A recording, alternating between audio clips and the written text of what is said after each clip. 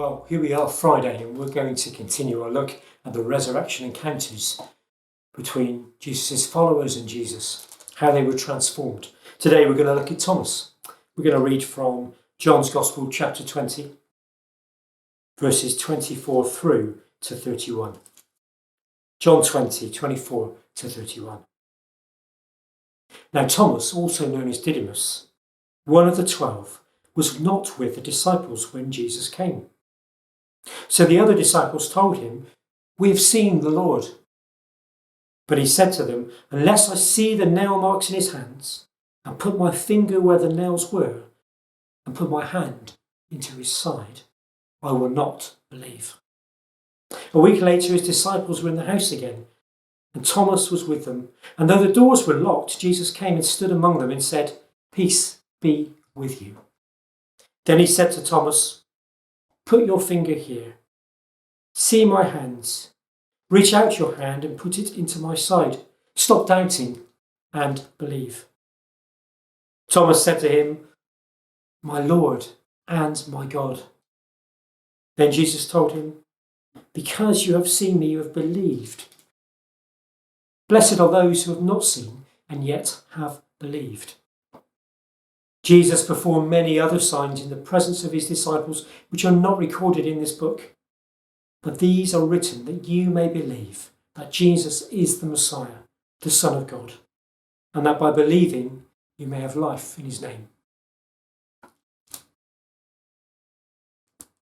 So far this week, we've spent all of our time looking at that very first day, the first day of the week. Yesterday, we read about that encounter with the 10 disciples when Jesus suddenly appeared in their locked room. Thomas wasn't there. We don't know where he was, why he wasn't with the rest. But we skip on a week and we find Thomas back together with the rest of the disciples in that room, locked again. No idea too what Jesus did for a whole week. But in this account, of course, we get that famous Thomas statement after hearing all the stories from his friends and followers. And he says, "Look, unless I can put my hands in his wounds, touch his side, I will not believe." And so Thomas gets the name Doubting Thomas. I wonder how fair that is. I wonder how you or I would have responded in that situation. We've heard some incredible stories, haven't we? You know, Mary, she met someone she thought was the gardener at the empty tomb. And it was only when he called her name that she suddenly thought it was Jesus. And then Cleopas practically walks the whole way back from Jerusalem to Emmaus with a stranger. Doesn't see that it's Jesus until Jesus breaks bread in his home. And then Jesus disappears.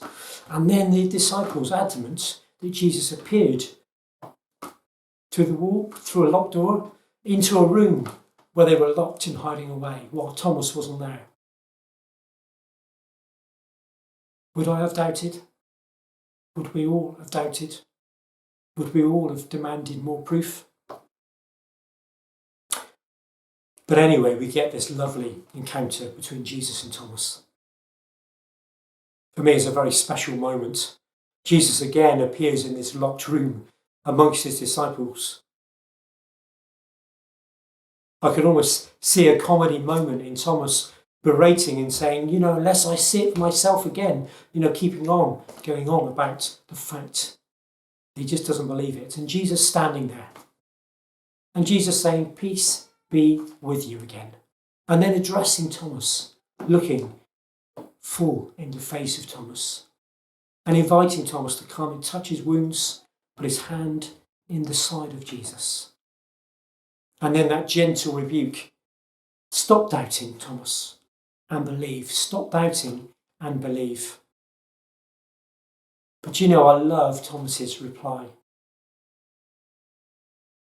Thomas just says, "My Lord and my God, my Lord and my God." Thomas is the first person to attribute the name of God to Jesus. This so-called Doubting Thomas, the first person to make that leap, that statement of faith that Jesus was God, God made known. John's Gospel has come full circle with this statement of Thomas. John's Gospel starts with those amazing famous words. In the beginning was the Word, and the Word was with God, and the Word was God. John started his Gospel, and John's intent was to tell us about a man who would be God, a man who would reveal the very fullness of God, the man who would make the unknowable God known.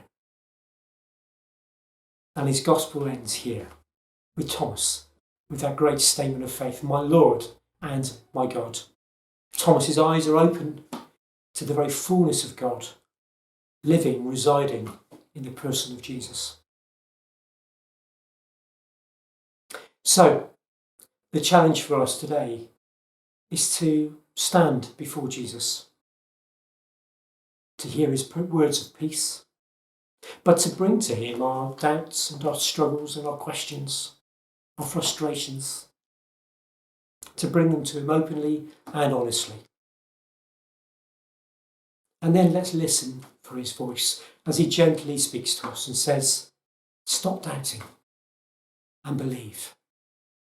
Stop doubting and believe. May our doubts and our struggles be transformed through meeting the resurrected Jesus. May God bless us. Amen.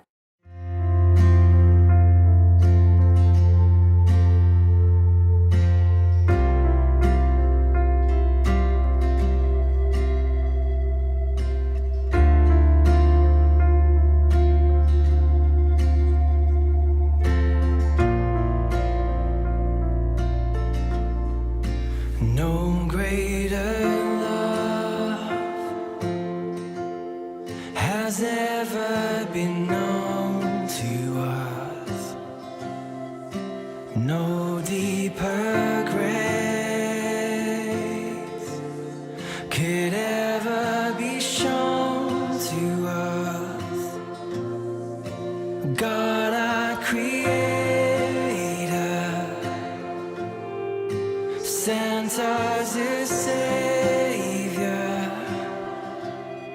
who suffered and died, laid down his life. Wonderful love. No great